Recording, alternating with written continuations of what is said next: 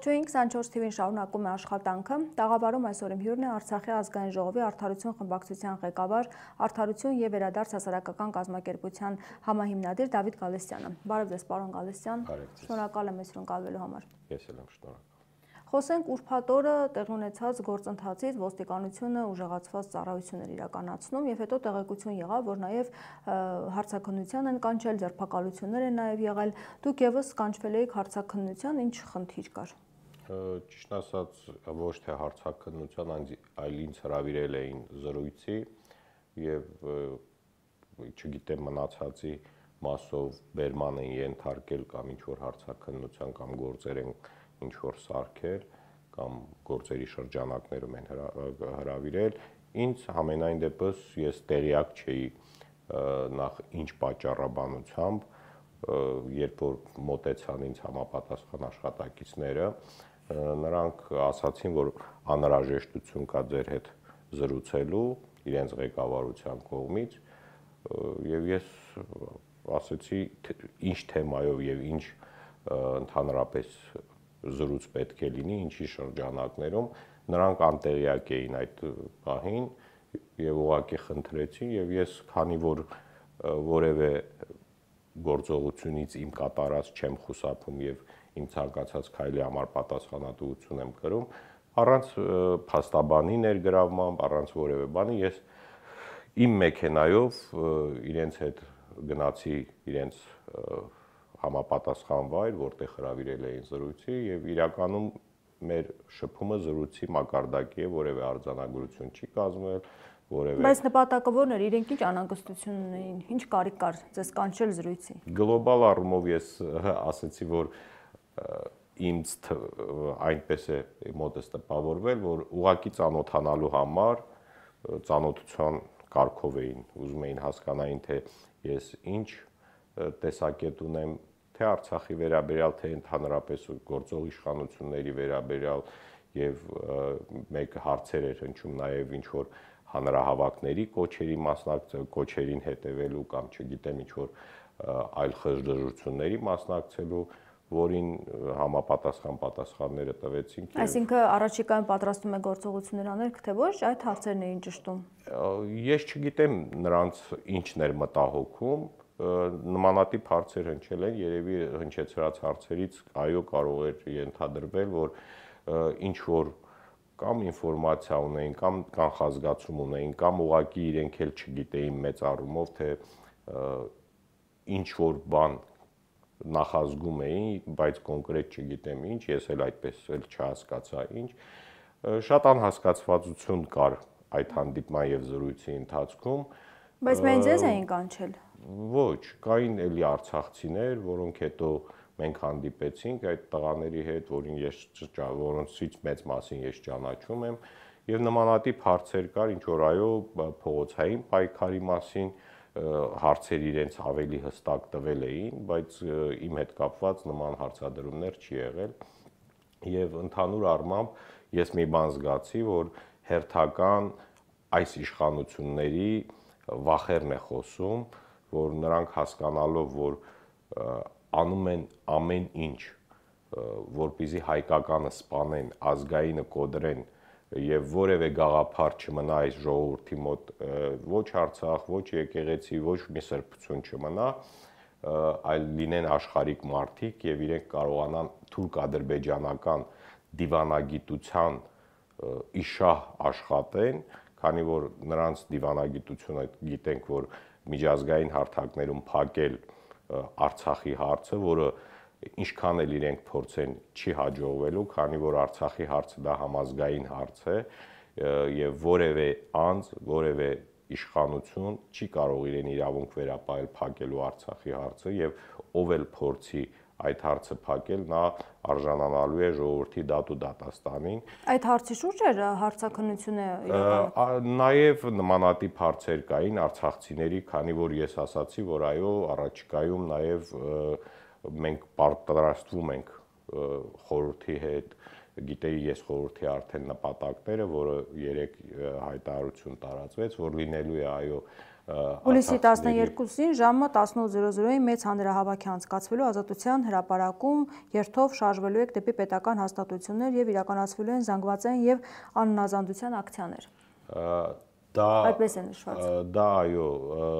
այդպես է լինելու եւ ասեմ ավելին, դա մեր իրավունքն է, որ այսօր մենք հայտնվելով մեր հայրենիքի այս հատվածում եւ Հայաստանի օրվա իշխանությունները լինելով արցախցիների եւ Արցախի անվտանգության երաշխավորը, նրանց իրենց անգործությամբ թույլ տվեցին արցախցիները հայտնվեն մի այնպիսի իրավիճակում, որ այսօր կանգնած են սոցիալական մեծ խնդիրների առաջ եւ ոչ միայն սոցիալական եւ իրենց կողմից այսպես կոչված ճակետներում պետք է ասվի դա սոցիալական ծրագրերը միտված են արցախցիների արտագաղթին, իսկ մենք չենք ուզում հերթական անգամ արտագաղթել, մենք ուզում ենք վերադառնալ մեր հայրենիք, իսկ հայրենիք վերադառնալու համար մեզ անհրաժեշտ է համախմբված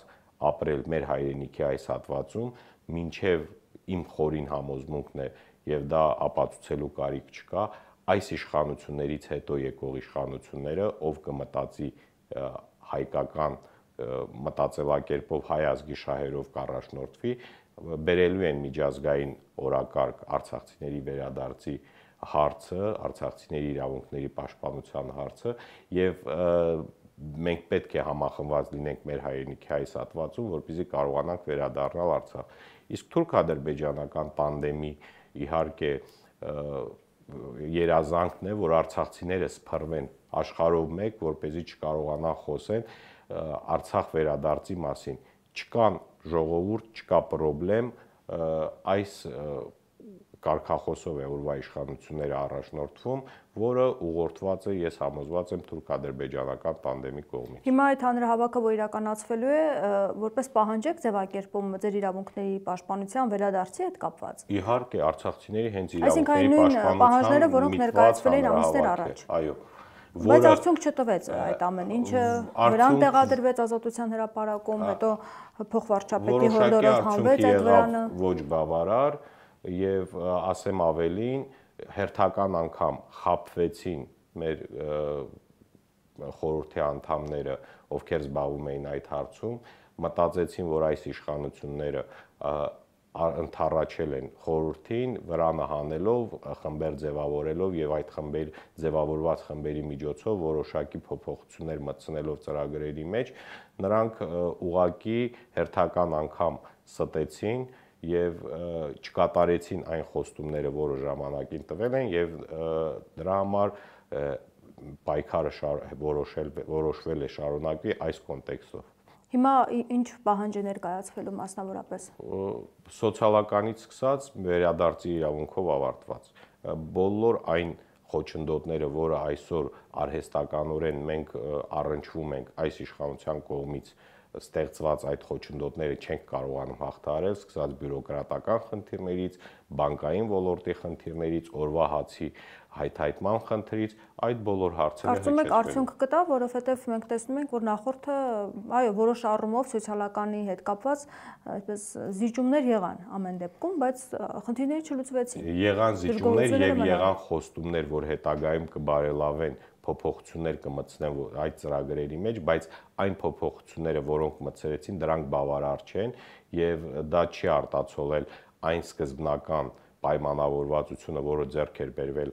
իշխանության ներկայացուցիչների հետ, դրա համար խորհուրդը որոշել է այս ֆորմատով հանդես գալ եւ ես համոզված եմ եւ կոչ եմ անում ինչ որտեղ մեր հայրենակիցներին անպայման մասնակցել, որովհետեւ այս իշխանությունը միայն ու միայն չափանիշ է դրել, քանի մարդ է հավաքվել, որպեսզի այդ հարցին լուծում տան։ Եվ այո, այսօր մարդկանց քանակից կախված մենք կտեսնենք մեր խնդիրները ինչքան հեշտ կլուծվեն կամ դժվար կլուծվեն։ Եթե լինի մարդաշատ, իհարկե իշխանությունները հասկանալով, որ կարող է իրենց իշխանության համար նրանք առաջի հերթին գնահատում են մարդկանց քանակը եւ իրենց իշխանության համար ինչքան ցնցումներ կարող է առաջացնել այդ Այսինքն վտանգ են տեսնում այդ առումով։ Իհարկե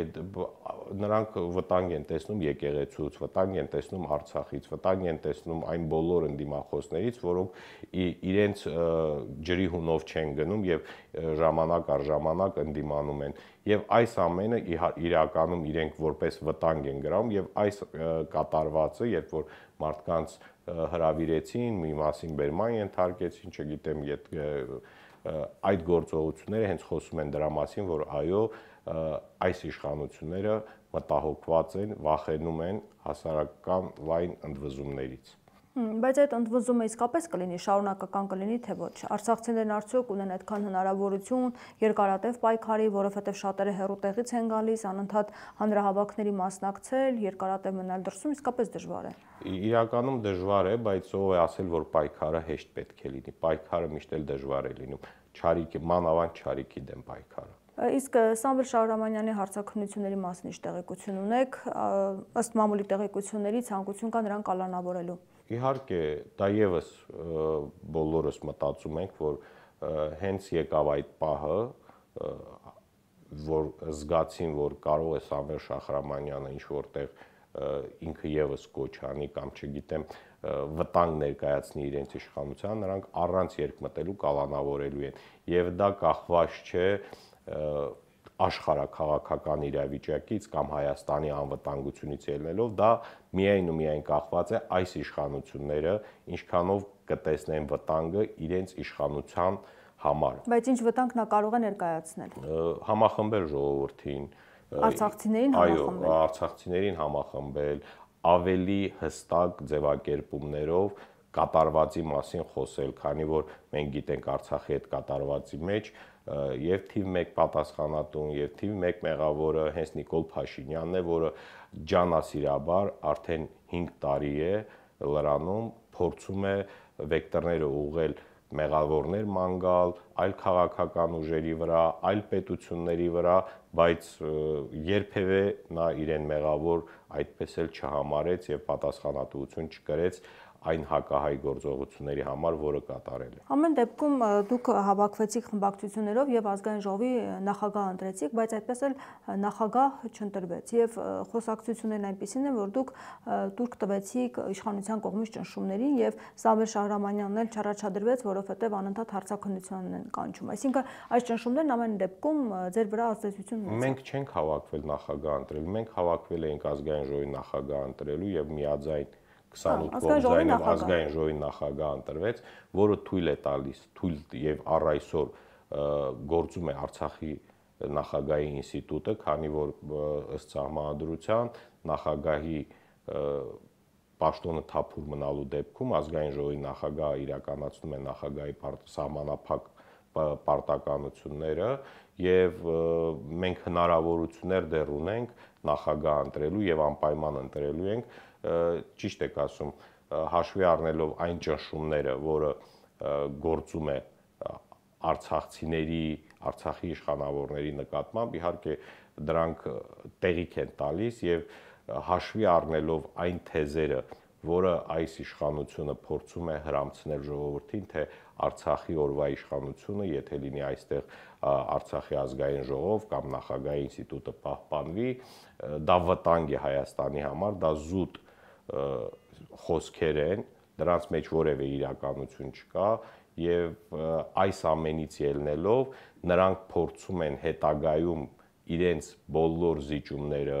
այն վտանգները, որը այսօր ծառացած է Հայաստանի Հանրապետության առջև, իրենք եթե չկարողանան դա հաղթահարել, ապա հերթական մեղավորներ նշանակելու համար հող են նախապատրաստում։ Բայց հիմա դուք ընտրելու եք նախագահ։ Իհարկե մենք անպայման ընտրելու ենք նախագահ, հենց այդ երբն է հաշվի առնելով, որ մեր խմբակցությունը ազգային ժողովում երրորդ խմբակցությունն է եւ 14 ձայն ունեցող խմբակցություն ունենք, 8 ձայն ունեցող խմբակցություն ունենք, երբ որ նրանք չկարողանան կամ չուզենան տեխնացու առաջադրեն եւ դրա մասին հայտարարեն եւ հայտարարեն իրենց պատրաստակամությունը այլ տեխնացուի կամ տեխնացուների շուրջ քննարկումների համար բացեն, մենք այդ ժամանակ արդեն կմտածենք որպես առանձին խմբակցություն ունենալ մեր տեխնացուն եւ փորձել կոնսենսուսային իրավիճակ ստեղծել, բայց քանի դեռ այդ երկու խմբակցությունները այդպես էլ ոչ պատրաստակամության մասին են հայտարարել, որ պատրաստական են առհասարակ նախագահ ընտրելու, թե կոնկրետ Սամվել Շահրամանյանին առհասարակ այս իրավիճակում տեխնացու առաջադրելու։ Բացատրությունը ո՞րն է։ Ցավոք սրտի դա ես չէի ուզենա բարձրաձայնել այս պահին, բայց եթե այսպես շարունակվի կգա պահը եւ այդ ամենի մասին ավելի բաց տեքստով կխոսենք։ Պատճառաբանում են այն ինչ իշխանությունն է ասում, որ վտանգ կներկայացնի, եթե ունենաք նախագահ։ Թողնենք հետո այս հարցը թողնենք անպատասխան, մինչև կգա դրա պատասխանելու ժամանակը, որովհետեւ եթե սկսենք խոսել այս մասին, դա եւս կարող է խոչընդոտ հանդիսանալ։ Իսկ Սամվել Շահրամանյանը ցանկանում է առաջադրվել։ Ճիշտ ասած, վերջերս հանդիպում չի եղել, համենայն դեպս մինչև մայիսի 21-ը, երբ որ հանդիպում էինք, նա պատրաստակամություն էր հայտնել, որ նավը չի լքելու, պայքարից դուրս չի գալու եւ շատ ու շատ հարցեր համատեղ ենք լուծելու։ Ես դրանից հետո առանձնազրույց չեմ ունեցել, որպեսզի հասկանանք հետագա անելիքները, հաշվի առնելով թե ամենօրյա ռեժիմով կարելի ասել հարցաքննության հրավիրել է իրեն եւ շատ ու շատ հարցերից ելնելով այդ հարցի պատասխանը դեռ չունի։ Առհասարակ այս հարցը շատ է հնչում, թե ինչ է տալու, եթե անգամ դուք նախագահ ընտրեք, ինչ է դա փոխելու առհասարակ։ Արդյոք վերադարձի հարցն լուծելու, թե դա նաև արցախցիներին այսպես միասնական պահելու, կապի մեջ լինելու համար ինչ խնդիր կարող է լուծել։ Աշխարհում շատ ու շատ երկրներ խոսում են, որ արցախցիները մեր իրավունքներից, մեր վերադարձի իրավունքից, մեր բնիկ ժողովուրդ լինելու իրավունքից, այդ տարածաշրջանում հազարամյակներ ապրելուց, հազարամյակներ շարունակ Արցախը հայկական լինելուց եւ գալու է ժամանակ, երբ որ այս հարցերը գալու են միջազգային օրակարգ, այսօր չի գալիս միջազգային օրակարգ միայն ու միայն այն պատճառով, որ Հայաստանի իշխանությունները չեն ուզում դա, որը պարտադրանք է թուրք-ադրբեջանական իշխանությունների կողմից։ Եթե այսօր լինի Հայաստանում ունենայինք այնպիսի իշխանություն, որը չեր գնա թուրք-ադրբեջանական տանդեմին հաճոյանալու ուղղությամբ, այլ ազգային շահը առաջ տանելու, հայկական մեր պետական շահը առաջ տանելու, համոզված եղեք, որ նման իշխանություն ունենալուց հաջորդ օրը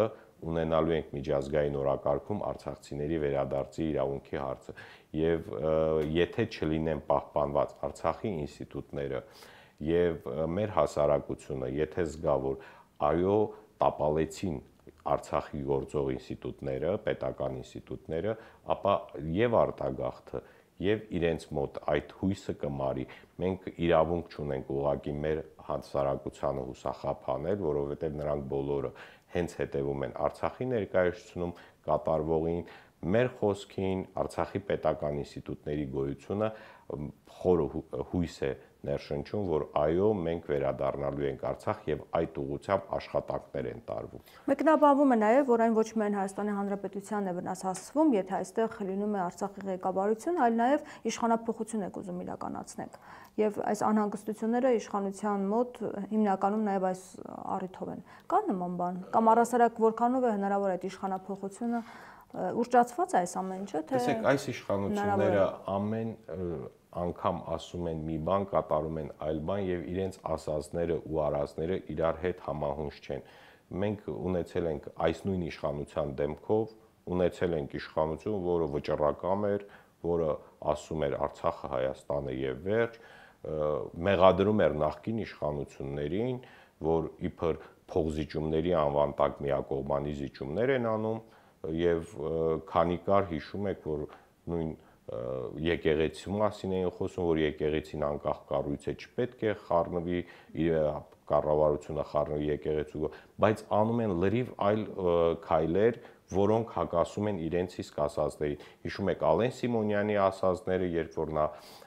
խոսում էր, որ զենք չէր խնդիրը, երբ որ պատերազմը պարտվեցին օրվա իշխանությունները, իսկ իշխանության մեկ այլ ներկայացուցիչ կամ վարչապետի կողակիցը ասում է, որ 11000 դասալիկ ենք ունեցել, դա է պատճառը, Նիկոլ Փաշինյանը խոսում է։ Զենք չունեինք 20 թվականին, մենք զենք չունեինք 20 թվականին, դրա համար պարտվեցինք, 23 թվականին խոսում էին, որ զենքը կար, արցախցիները ինչու չկռվեցին, այս մարդիկ չգիտեն ինչ են խոսում եւ սրանց ասածները մեկնաբանելը դա տրամաբանության մեջ չի։ Եկել եք եւ ուզում եք Հայաստանը կործանել, մեղադրում են։ Իսկ այդ ասողները մենք բոլորս էլ գիտենք, հենց կործանիչներն են, որոնք մեղավորներ են ամեն անգամ նշանակում եւ հիմա հերթական, այսպես ասած, իրենց գործողությունները այս կամ այն կերպ իբր օրինականացնելու ուղղությամբ այս հարցաքննությունները, տարբեր ուժային կառույցների կողմից կազմակերպված միջոցառումները նրանք փաթեթավորում են, այո, հենց դրա տակ իբր իշխանափոխություն են ուզում անել, անօրեն գործողություններ են ուզում անել, որպեսզի արդարացված լինի իրենց։ Այսինքն առաջիկայում նաև ծրագրերում կա, որպեսզի կալանավորումներ, ձերբակալություններ լինեն, որովհետև նկատելի է, որ կոնկրետ գործողություններ է սպասվում, ոչ մեկս երաշխավորված չենք, Էրմինե ջան, ոչ մեկս երաշխավորված չենք, որ վաղը չենք կալանավորվելու, շարքային քաղաքացուց սկսած քաղաքական գործիչով դուրս եկած։ Հիմա դա չի կաշկանդում արցախցիներին այս հարցը։ Պատրաստ են պայքարելու, որովհետև հասկանալի է, որ գործընթացներ հաջորդելու են։ Կլինեն մարդիկ, որոնք կկաշկանդվեն, բայց պայքարողները, պայքարող տեսակի մարդիկ չեն կաշկանդվի եւ կշարունակեն իրենց պայքարը մինչեւ տրամաբանական ավարտը։ Քանի որ տեսեք, դուք նշեցիք, որ Սամվել Կարապետյանին են ձերբակալում, այն նույն մարդուն, ում մասին խոսում էր, որ նա բարերար է եւ Հայաստանում ներդրումներ են անում, եթե Հայաստանում ներդրումներ են անում, մենք պետք է շնորհակալություն հայտնենք հասարակությանը կոչեր ամծափող ջուններով, երբ որ Ռուբեն Վարդանյանի եւ Սամվել Կարապետյանի ներդրումներից են խոսում, բայց տեսեք, այսօր դարձավ Սամվել Կարապետյանը, դարձրեցին հանցագործ իբր թե, քանի որ եկեղեցուն պաշտպանեց եւ այսօր թիրախում եւ եկեղեցու վրա հարձակումը եկեք մի հատ հասկանանք երբ եղավ, երբ որ կաթողիկոսը Շվեյցարիայում խոսեց Արցախի պատմամշակութային արժեքների պահպանման մասին, ռազմաքաղաքական գերիների մասին, մեր իրավունքներից ընդհանրապես խոսացին, հարձակումը սկսվեց եւ այսօր ում է ձեռնտու, որ միջազգային որևէ ատյանում Արցախի մասով որևէ բառակապակցություն չասվի։ Եթե տրամաբանում Ադրբեջանի եւ Թուրքիայի։ Ինչու է Հայաստանի իշխանությունները այդքան մտահոգված, որովհետև կարծես թե Ադրբեջանի եւ Թուրքիայի բոլոր ցանկությունները այս իշխանության օրակարգում առաջի տողում է գրված։ Եվ հենց սա է խնդիրը, որ ցանկացած ոք, ով Արցախից խոսի եւ ով փորձի պաշտպանի արցախցիների իրավունքներից եւ Արցախի մասին խոսույթը ով որ ունի, դրան պաշտպանողներն են։ Կարծում եք պատճառը հիմնականում դա է։ Ես համոզված եմ, ես ոչ թե կարծում եմ, ես ունեմ իմ վերլուծությունները եւ այո, հենց պատճառը դա էր, երբ որ կաթողիկոսը խոսեց Արցախի մասին։ Հարձակումը սկսվեց եկեղեցու վրա, հենց այդ խոսակցությունից հետո։ Կարծում եք, որ այդքան ուժ ունի եկեղեցին, որ կարող է իսկապես այս հարցում փոփոխություններ բերել, եթե իշխանությունը ոչինչ չի անում այս ուղղությամբ։ Այո, ես վստահ եմ, որ եկեղեցին ունի այն ուժը, որ ինքը դարեր շարունակ, երբ որ մենք պետականություն չենք ունեցել, եկեղեցին իր վրա է վերցրել եւ հայկականությունը պաշտպանել է, իսկ այսօր խնդիրը մեծ թուրանի հայկականությունը վերացնելն է եւ դրա առաջի պաշտպանը լինելու է հենց եկեղեցին այսօր թիրախում է։ Հիմա դուք ինչ բացատրություն ունեք, որ այսքան արտաքին մարտահրավերների պարագայում Փաշինյանը անհանգստացած է ներքին խնդիրներով եւ ամենօրյա ռեժիմով օրը մի քանի անգամ մասնավորապես վեհափարի դեմ հայտարարություններ է անում, ուզում է նրան հեռացնել, փոխել եւ բացի այդ Սամվել Կարապետյանի կալանավորումը 2 ամսով, այսօր խոսել են, որ պետք է հեծը պետականացվի, այս ամենը ընկալելի է ձեզ համար, ինչի է արվում։ Մի տրամաբանություն կա այս ամենի մեջ, որ Նիկոլ Փաշինյանը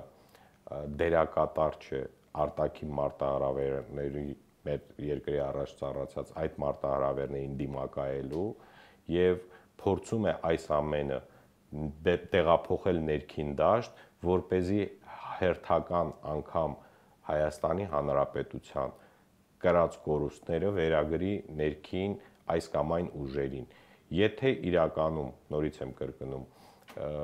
մտածեին, թե ինչպես դիմակայեն այս մարտահրավերները, իհարկե լուծումները կգտնվեին, բայց քանի որ այդ ուղղությամբ ընդհանրապես չեմ մտածում, ուղղակի փորձում են հերթական մեղավորներ արդեն իսկ մատնանշեն, դա խոսում է միայն ու միայն նրա մասին, որ այս մարդու համար իր իշխանությունից թանկ որևէ բան չկա, հայրենիքը իր համար աճուրդի հանված հողատարածք է, ջերմուկի դեպքերը, գիրանցի, այսպես ասած, երբ որ խոսում էին, հիշում եք, մեկ տարուց ավել, որ սահմանազատում ենք անում, որպեսզի այդ գործընթացը շարունակական լինի, ուր մնաց այդ շարունակականությունը։ Հերթական անգամ մանիպուլատիվ կերպով հանձնեց հայկական հողերը Ադրբեջանին եւ որևէ պատասխանատվություն չկրեց։ Որևէ մեկը, ով մեղադրում էր իրեն հողեր հանձնելու մեջ, անվանում են, չգիտեմ, ռևանշիստներ, դուք պատերազմ եք ուզում եւ այլ, բայց այս ամենը, տեսեք, առանց որևէ կրակոցի հանձնվեց քանի ինչքան մեր հայրենիքի սահմաններից եւ պատերազմի վտանգը